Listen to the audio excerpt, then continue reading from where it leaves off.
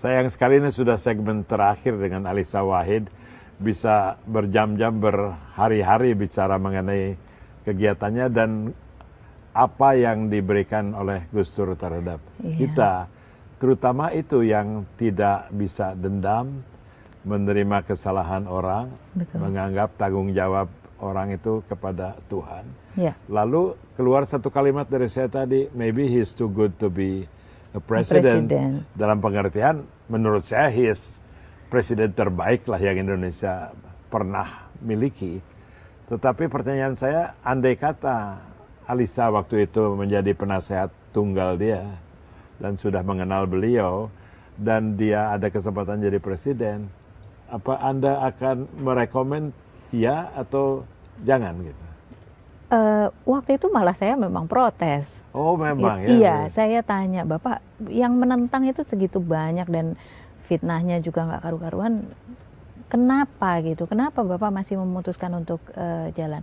Nah, waktu itu di istana, Pak Wimar, saya banyak tidak mengerti gitu. Kenapa Gus Dur mengambil keputusan A, B, C, D, E? Anda itu juga kan, di Jogja, jadi juga iya, tidak sehari-hari di situ gitu, ya? Mondar-mandir. Dan pemahaman saya tentu tidak seperti sekarang gitu ya. Begitu sekarang kan kita jadi mengerti bahwa, oh ini, misalnya dari teman-teman ICW, misalnya kita tahu bahwa ternyata draft untuk membentuk KPK dibuatnya pada zaman Gus Dur. Gitu. Dari teman-teman tidak banyak tahu. Betul. Dari teman-teman Migran Care kita tahu bahwa moratorium TKI dan pembelaan dan penguatan infrastruktur untuk mendukung menjamin kehidupan TKI itu juga ternyata di zaman Gus Dur.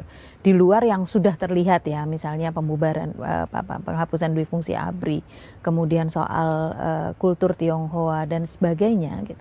Itu banyak sekali hal-hal yang sifatnya fundamental. Sehingga kalau sekarang saya suruh refleksi, saya berpikir bahwa ya memang Gus Dur yang waktu itu dibutuhkan pada saat itu. Kalau enggak ya kita sekarang mungkin masih tentara, masih sangat menguasai Indonesia. Dan bagi Gus Dur menjadi pemimpin itu tidak dibatasi oleh masa jabatan gitu. Betul. Ya. Yang Anda katakan itu banyak ide-ide dia yang dikembangkan dalam Presiden Megawati, dikembangkan sekarang. Jadi itu lasting begitu ya. Betul. Saya jadi tertarik ini, apakah ada nggak sekarang yang sedang menulis buku mengenai Gus Dur dalam aspek apa pekerjaan yang dia tinggalkan dan masih akan diselesaikan, juga sebagai perspektif seperti KPK bahwa itu ide dari zaman Gus Dur, ini dan itu. Ada nggak yang nulis buku itu ya sekarang? Saya juga malah baru terpikir ini, Pak Wimar. Iya, kalau nggak menarik ada, sekali ya, saya sangat ingin menawarkan pada orang yang bisa menulis, karena itu harus diketahui oleh orang. Betul. Tentu sekarang orang sudah menghargai Gus Dur jauh lebih fair daripada dulu, tapi ada juga yang hanya mengetahui dia dari sisi luar dan susahnya sisinya banyak sekali. Betul. Foreign policy misalnya ya, politik luar negeri itu dia yang menteri luar negeri, dia yang pemikir luar negeri, dan dia yang membawa pemikiran sampai sekarang. Jadi kalau di antara penonton ada yang mau mengumpulkan itu nulis, barangkali kita bisa beri akses ya pada Alisa dan kawan-kawan. Belum selesai jadi saya rasa, dan beliau tidak perlu jadi presiden untuk melanjutkan itu, bahkan sesudah tidak ada pun masih ya. Betul. Berapa persen kesedihan tersisa pada Alisa karena tidak adanya Gus Dur itu?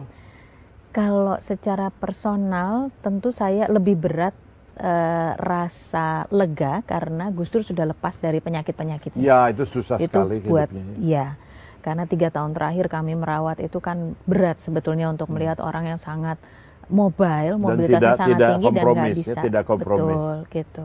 Jadi secara personal saya lebih berat ke sana dibandingkan kehilangan secara pribadi gitu.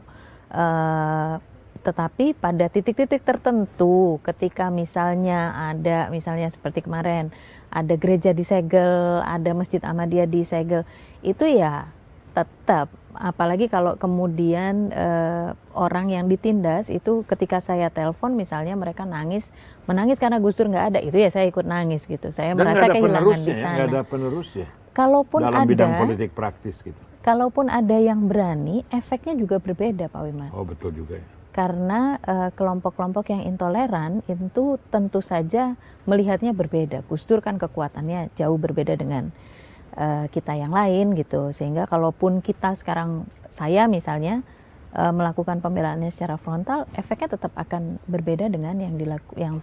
Ini ada waktu sedikit lagi untuk bertanya, bahkan sangat sedikit. Apakah intoleransi di Indonesia ini tambah banyak atau hanya kesan sementara orang aja? Insidennya makin banyak. Oke. Insiden makin banyak. Kemudian kalau dari survei, intoleransi ini bahkan sudah masuk ke masyarakat awam, bukan hanya kelompok gitu. Contohnya yang paling mudah adalah berapa banyak orang yang bisa menerima ketika ada rumah ibadah dari agama yang lain di lingkungan mereka.